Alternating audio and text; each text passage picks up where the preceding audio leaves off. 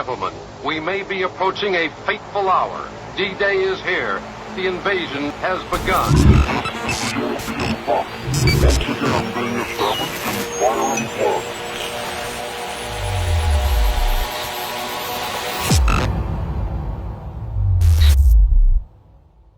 First, some context. Science fiction portrays three visions of the future of humanity. First, there's the dystopian future where all of mankind is enslaved as the human spirit is crushed under the weight of a totalitarian regime that reduces human beings to mere cogs in a massive technocratic wasteland. Second, there's the equally dystopian future where humanity is also enslaved, but authorities use mass media in tandem with powerful pharmaceuticals to dope the masses into seeing their condition as one of freedom, pleasure, and bliss. Then there's a third vision of the future, perhaps the most terrifying, where the human race no longer exists because technology has finally made the human body and even the human mind obsolete. Instead of men and women, the world is populated with robots, androids, and disembodied cyberhumans. Our current reality in the modern world is the realization of not one or two of these dystopian futures, but all three. We're told that current year might not be perfect, but it's far better than any other time in human history. This is because humanity is constantly progressing. Constant economic growth, constant technological advancement, constant moral progress as humanity discovers new human rights and new freedoms to be championed in the latest social justice campaigns. Humans are better off now than they were at any time in history, or so we're told. But what is the reality? Think about the modern person's life. From the moment he's born to the moment he dies, modern man finds himself institutionalized. He's born in an institution run by the state, the hospital. The instant he comes into the world, he's grabbed by the medical professionals and weighed and measured and injected. After a day or two, he might get to leave that institution, but guess what? His mother is a strong, independent woman who has to work at a soulless job to make ends meet. Statistically, it's most likely that she's a single mother and doesn't have a husband or committed family to help with the new baby. So the baby has to go to daycare, another institution, for most of the day, surrounded by more professionals. At age 4, he's transferred to yet another institution, grade school, where more professionals make sure he's properly educated. 8 hours a day, 40 hours a week, he's fed the state-mandated curriculum, ensuring that he becomes an obedient citizen, an obedient consumer. He gets older and goes to college, another institution, meant to train him to be a productive citizen who thinks the right thoughts, believes the right beliefs. After graduation, he can look forward to desperately searching for a job to pay back tens of thousands of dollars in student debt. If he can't find a job in his field of study, he can always find menial labor for minimum wage. If he's lucky, he might hit the jackpot, working as a wage slave plugged into the corporate rat race. Every day he drags himself out of bed, sits behind the computer for 40 hours a week, comes home exhausted, too tired and emotionally burnt out to do anything other than order takeout and watch Netflix. Maybe he gets married, maybe has 1 or 2 kids, but really, what's the point? They're all locked into their own institutional existence for most waking hours of their atomized lives. So he works like this. He works like this for 40 years, only to retire. Most likely he's divorced by then, his kids have long ago moved on. He has to spend the end of his life alone, maybe in a nursing home, the final institution. So from birth until death, virtually every moment of his life was mediated by a state or corporate institution. Or maybe he will end up living alone, and when he dies in his apartment, no one will really know. He has no family to visit him or care for him, and when he dies, it'll only become apparent a few months later when the growing stench of his rotting corpse wafts into the halls of his apartment building. And then again, a corporation has to be called to dispose of the putrid remains.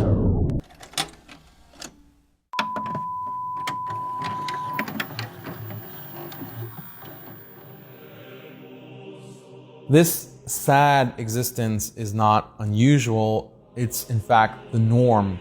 It's the model. It's by design, the logical consequence of a materialist, progressive worldview. After all, real happiness, according to materialists, is not to be found in some promised heaven in an imagined afterlife. This life is all we have, and material bodies are all that exist. As such, the meaning of life is really about maximizing bodily delights and reducing pain and toil. And the best way, indeed the only way, to maximize pleasure and minimize toil, according to this philosophy, is through goods and services. Give people more food, more entertainment, more gadgets, produce more technology and more automation, which will make life more convenient. More. The more goods and services people have, the happier they'll be, the freer they'll be. One year you have basic cars, the next year cars become more advanced with power steering, and the next year they're even more advanced with airbags and Bluetooth and GPS, and so on until you have self-driving cars, and on and on. Products become better and more plentiful. This is progress. The classical liberal thinkers and the early economists, people like John Locke, John Stuart Mill, Jeremy Bentham, and Adam Smith, they're all progressivists. They all agreed that human happiness was tied to more goods and services, and more goods and services would eventually bring human freedom, equality, and ultimately utopia. Communist thinkers were no different. In fact, communism as a materialist philosophy fully agrees that human happiness and freedom can only come from more and more goods and services. The communist only disagrees with his liberal counterpart on how best to achieve and distribute those goods and services, but the underlying materialism is the same. Does non-stop consumption lead to freedom and happiness? Sure, some aspects of happiness can be put in consumer terms like food, shelter, the basic needs of life, but most human happiness doesn't depend on products.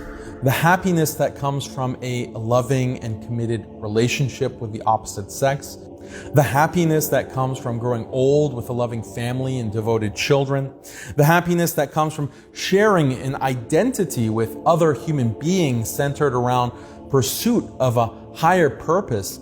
These profound sources of happiness are not, in terms of bodily pleasures, they're not consumerist in nature. And in fact, the consumer economy does a great deal to dissolve these organic relationships and replace them with alternatives. Why bother with the duties of marriage when you can use a convenient sex app or online pornography to perpetually satisfy carnal lusts? Why bother with the burden of having to raise your children yourself when daycare services make it so easy to ship them off while you pursue your personal career ambitions? Why bother with the burden of serving God and uniting with the community of the faithful when you can wallow in the faux feel-good mixed spirituality offered by flashy motivational speakers whose cloying adjurations are broadcast directly via social media to the palm of your hand?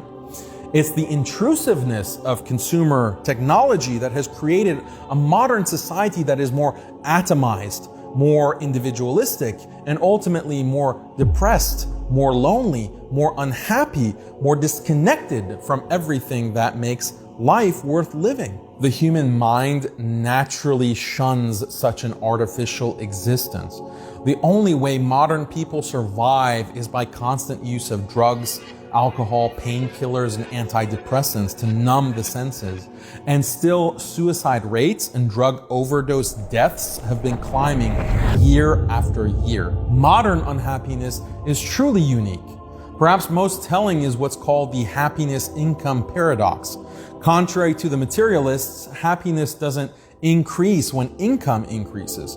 When the happiness levels and income levels in dozens of countries around the world are tracked over a long period of time, it becomes evident that more material wealth does not equal more happiness. But other studies paint a darker picture. Once basic needs are met, A person's happiness is strongly correlated with perceived social rank and relative status. In other words, how rich are you compared to other people? Research shows that relative wealth and comparative status play a dominant role in people's happiness levels. This is why a millionaire, despite all his wealth, can still be very unhappy if his social circle is filled with billionaires. And why a billionaire can feel very unhappy if his social circle is filled with mega billionaires. The paradox here is that a person can endlessly increase his wealth. But if those around him are increasing their wealth at a faster rate, then he'll eventually become less happy over time. This phenomenon is referred to as the relative income hypothesis. What researchers have found is that it's a part of human nature that people who have higher status than those around them naturally feel more confident, have higher self-esteem, and are more happy. This is even seen in the animal kingdom. By contrast, those with lower social status have higher levels of depression, stress, paranoia, and mental illness. This has huge implications for how we understand the connection between happiness and the economy. If people's happiness is so closely tied to relative status, then a constantly growing modern economy is much more a source of despair than it is of happiness. Just consider the reality of the ever-burgeoning wealth gap, where 1% of the world's people own 50% of the world's wealth. The gap between the rich and the poor is absolutely unprecedented in modern times. And due to the relative income hypothesis, this also means that the levels of unhappiness and depression are also unprecedented. And the salt in the proverbial wound is that media technologies like TV and social media display the lives of the rich and famous in agonizing detail, which only heightens the sense of relative privation in the minds of the 99%, leading to dissatisfaction and depression on a global scale. Consider this paradox. People in developing countries have actually become wealthier in absolute terms over the past century. But despite the increased wealth, their overall happiness has decreased. How can that be? This is because they experience themselves as poor. Why? Because relative to Western economic growth over the same century, they're poorer in comparison. For example, colonialism and capitalism have without a doubt made the Muslim world and the developing world wealthier in material terms than it's ever been. But overall, people in the developing world, in all these countries, feel poorer and feel less happy. Why? Because in the past, their wealth was relatively equal to Europe, or even higher. But even though they have more absolute wealth now than they did in the past, their relative position compared to the West has dropped. Due to colonialism and other factors, the West grew richer at a far greater pace, creating an insurmountable wealth gap. This global inequality generates a lot of unhappiness, paranoia, and depression for poor nations. And by the same token, it generates a lot of happiness and satisfaction for richer nations who feel good about being above others. But is the wealth gap between richer and poorer nations really insurmountable? Can't developing nations eventually catch up to the West and enjoy equal wealth and status? Doesn't a capitalist global economy provide a fair playing field for all? The answer is a resounding no. What theorists like Emanuel Wallerstein and Thomas Piketty have pointed out is that the liberal capitalist model does not account for structural inequality. The reason that 1% of the population owns 50% of the world's wealth in an ever-growing wealth gap is not due to sheer hard work and perseverance. The reason that Western nations have had overwhelmingly more wealth and held overwhelmingly more control over the rest of the world for the past few centuries is not due to sheer ingenuity. Rather, there's a clear structural inequality hardwired into global capitalism that prevents other countries from being able to catch up with the West. Sociologist Emanuel Wallerstein points to the fact that because the technological revolution began in the West, they were able to accumulate a great deal of capital. Using this capital, they were able to invest more into research and development, R&D, more so than other nations, which led to more innovation, better products, more high-tech products. Other nations couldn't compete with this, and so they were locked into a low-tech economy relative to the West, where they're producing low-margin, low-tech goods and raw materials. Meanwhile, the Western nations create better, higher-tech goods and sell those at higher margins, which brings more profit, which they can invest in more R&D, more innovation, and the vicious cycle continues. This is a structural inequality that prevents other countries from catching up. The modern wonder of progress and constant economic growth is actually a modern nightmare that keeps the majority of the world's population in a perpetual state of inferiority. Isn't mankind supposed to live free? Maybe freedom is exactly the problem here. The whole purpose of endless technology and endless consumption is to give us more and more freedom. The life of inconvenience and perpetual toil of our ancestors is no more.